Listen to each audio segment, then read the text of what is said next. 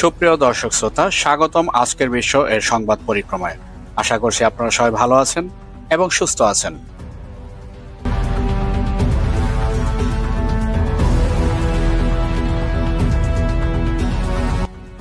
বর্তমান বিশ্ব এক নজিরবিহীন সময় পার করছে, যেখানে রণক্ষেত্রের সংজ্ঞা শুধু জল, স্থল বা আকাশে সীমাবদ্ধ থাকছে না।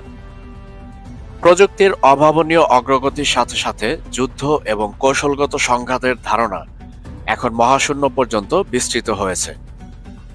সম্প্রতি রাশিয়ার একটি পদক্ষেপ এই নতুন বাস্তবতাকে অত্যন্ত সুষ্ঠুভাবে সামনে নিয়ে এসেছে এবং বৈশ্বিক পরাশক্তিগুলোর মধ্যেকার উত্তেজনাকে এক নতুন মাত্রা দিয়েছে। যখন মস্কোর রেড স্কোয়ারে প্রেসিডেন্ট ভ্লাদিমির পুতিন বিজয় উৎসবের কুচকাওয়াজ পরিদর্শন করছিলেন, তখন পর্দার আড়ালে রাশিয়ার সাইবার বিশেষজ্ঞরা এমন এক শক্তিশালী সাইবার হামলা পরিচালনা করেছিলেন যা আধুনিক যুদ্ধবিদ্যার ইতিহাসে এক নতুন অধ্যায়ের সূচনা করেছে। বড় বড় আন্তর্জাতিক সংবাদ মাধ্যমগুলো এই ঘটনাকে এক নতুন মহাকাশ যুদ্ধের বা স্পেস ওয়ার এর সূচনা বলে অভিহিত করেছে। বন্ধুগণ, চলুন আমরা চলে যাই ভিডিওর মূল পর্বে। তবে ভিডিওর মূল পর্ব শুরু করার পূর্বে আপনাদের কাছে অনুরোধ থাকবে, আপনারা অবশ্যই আমাদের চ্যানেলটি সাবস্ক্রাইব করবেন এবং সেই সাথে সাথে অল বেল আইকন নোটিফিকেশনটি অন করবেন এবং আমাদের ভিডিও অবশ্যই লাইক ও শেয়ার করে আমাদের সাথেই থাকবেন।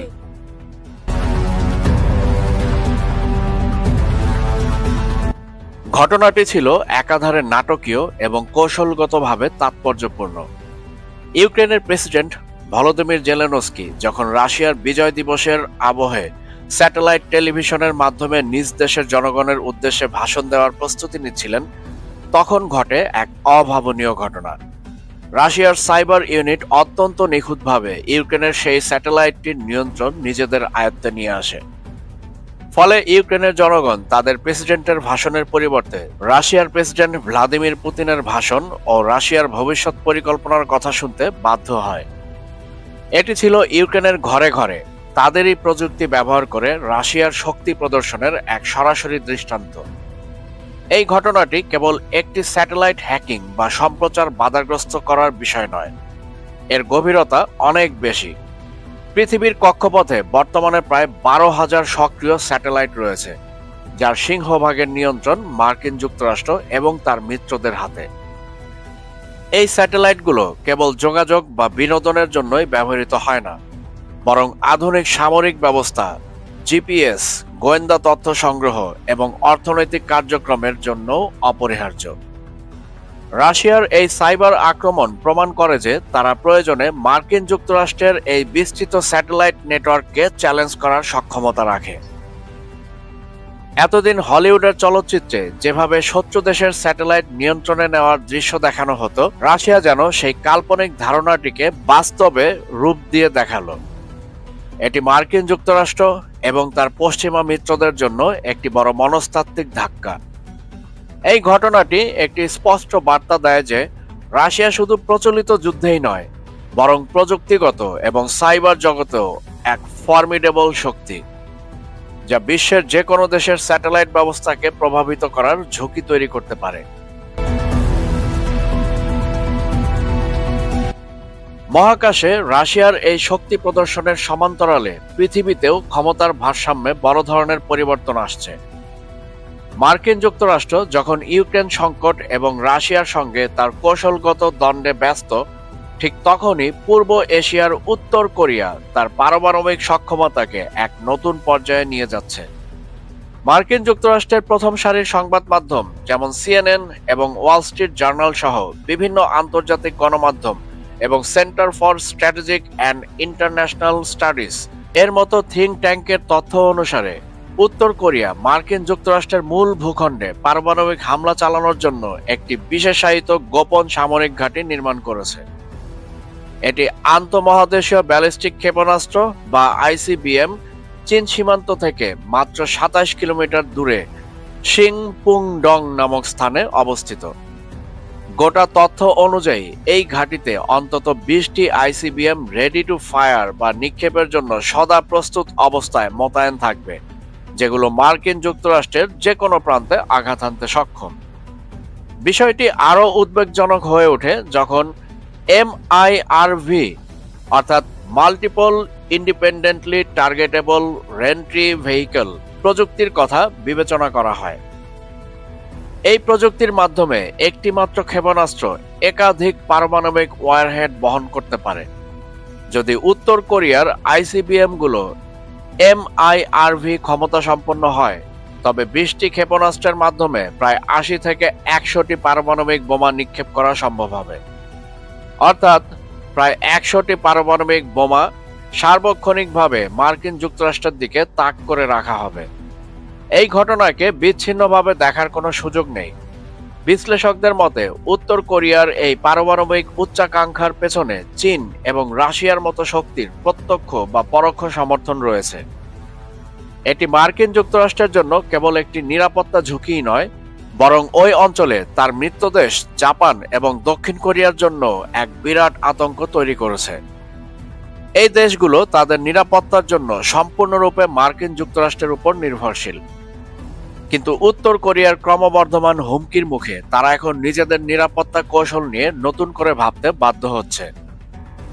জাপান, যার পারমাণবিক বোমা তৈরির প্রযুক্তিগত সক্ষমতা রয়েছে, এমন পরিস্থিতিতে মার্কিন পারমাণবিক ছাতার নিচ থেকে বেরিয়ে এসে নিজস্ব পারমাণবিক অস্ত্র তৈরির পথে হাঁটতে পারে, যা পুরো অঞ্চলের স্থিতিশীলতাকে এক ভয়াবহ ঝুঁকির মুখে ফেলবে।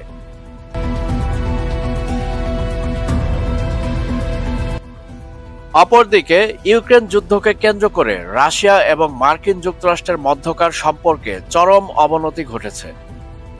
এর ফলস্বরূপ দুই দেশের মধ্যে পারমাণবিক অস্ত্র নিয়ন্ত্রণের জন্য স্বাক্ষরিত নিউ স্টার্ট চুক্তির কার্যকারিতা স্থগিত হয়ে গেছে। এই চুক্তি বাতিলের ফলে রাশিয়া এখন তার কৌশলগত পারমাণবিক অস্ত্র নিজ দেশের বাইরে মোতায়েন করার ক্ষেত্রে আইনি বাধার সম্মুখীন নয়। এই সুযোগকে কাজে লাগিয়ে রাশিয়া ইতিমধ্যেই তার ঘনিষ্ঠ মিত্র বেলারুশের ভূখণ্ডে পারমাণবিক অস্ত্র বহনে সক্ষম ইস্কান্দার ক্ষেপণাস্ত্র মোতায়েন করেছে। এর মাধ্যমে বেলারুশ পারমাণবিক শক্তিধর দেশ না হয়েও রাশিয়ার নিয়ন্ত্রণে থাকা প্রায় 70 থেকে 80টি পারমাণবিক ওয়ারহেডের একটি ঘাঁটিতে পরিণত হয়েছে। পরিস্থিতি আরও জটিল রূপ নিয়েছে বেলারুশের প্রেসিডেন্টের সাম্প্রতিক এক ঘোষণায়।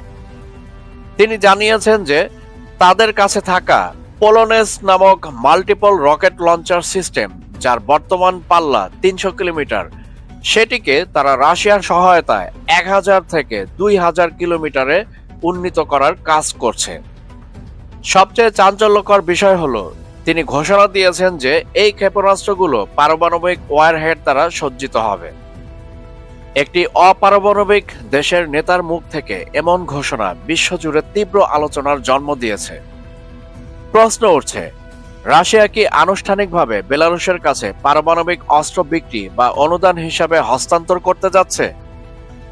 ইউক্রেন যুদ্ধের সমাধান নিয়ে যখন ন্যাটো এবং রাশিয়ার মধ্যে তীব্র দর কষাকষি চলছে, তখন রাশিয়ার এই ধরনের পদক্ষেপগুলো মূলত পশ্চিমা বিশ্বের উপর চাপ প্রয়োগের একটি কৌশল হিসেবেই দেখা হচ্ছে। রাশিয়া তার প্রক্সি শক্তিগুলোকে ব্যবহার করে যুক্তরাষ্ট্র এবং ন্যাটোকে আলোচনার টেবিলে নিজেদের শর্ত মানতে বাধ্য করার চেষ্টা করছে।